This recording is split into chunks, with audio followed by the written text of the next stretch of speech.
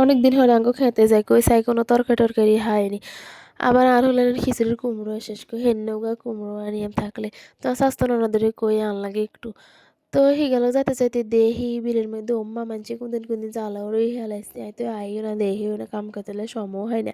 তো এনে দিয়ে আবার আন্টি একজনে জ্বালা ঘোরা যাক মাসাল্লাহ ভালোই লাগছে দেখি নিজের কাম নিজে করে। অবশ্যই নিজের কামে হইব কারণ এমনি দিয়ে আর বেডি করে দেখি না আবার অন্যের কাম টাম করতে মানে বিলে নাই সব জ্বালাটা উঠাইতে আর কি। তো যাইতে যাইতে দেখি ওর এই আড়ার মধ্যে কারা কুমড়া গাছ রুখি দিছে মাসাল্লাহ কি সুন্দর হয়ে রয়েছে। এইখানটা আমরা আবার আড়া করে মানে বিলের মাঝখানে যে দেয় আর কি। আপনারা কোন জেলাত কারা কি কোন অবশ্যই কমেন্টসে জানাই। তো আঙ্গো খাইতে চলে এসে হাই দেখি মাসাল্লাহ কি সুন্দর সিম গাছ হয়ে রয়েছে, কতগুণ ফুল ফুটে রয়েছে সিমও ধরছে। এসব আমার শাশুড়ি লাগানো আরই ইয়ান দিয়ে আবার ছোট্ট মরিচ গাছ ওগা দেখছেন নি মাসাল্লাহ কত মরিচ ধরছে আমি এবার উল্টা পাল্টা চাই আরই।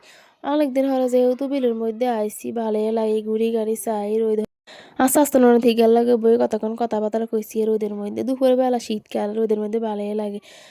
তো আবার চলে যাই তুই তাড়াতাড়ি করি আবার আর হলেন হেগুনটা এবার রুমের মধ্যে থুই আইসি আটকে, কারণ হেগুনটা রাহিন না সাইড না কেউ নাই। তারপরে কতক্ষণ ঘুরি গাড়ি চাইছি ছবি টবি তুলছি।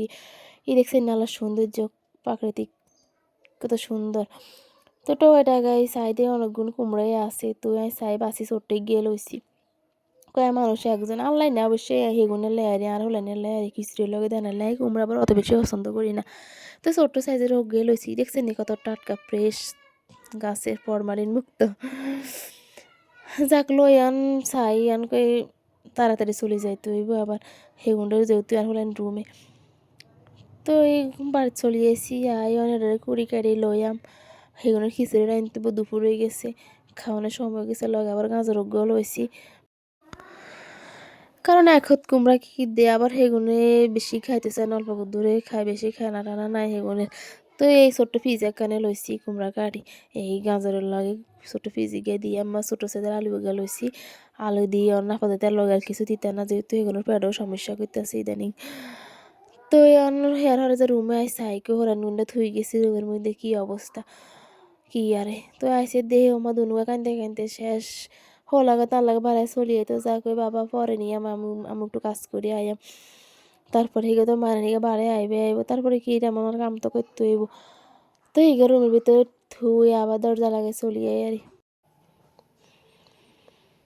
তো ইয়ান্দি হেন কুড়ি গাড়ি বিগিন লইছি জগাই টগাই লইছি এগিন তাড়াতাড়ি করি রাঁধতে হবে সেগুনটা খাওয়াইতে হবে কতক্ষণ পরে জোরে আজান দিব। এনদে বিলে গাইছে আবার আর হুক্কি দিয়ে চলে গেছে কই তাক ভালে আয় একলা আর একলা সঙ্গী হয়েছে আয় আর সাইডে গেছে।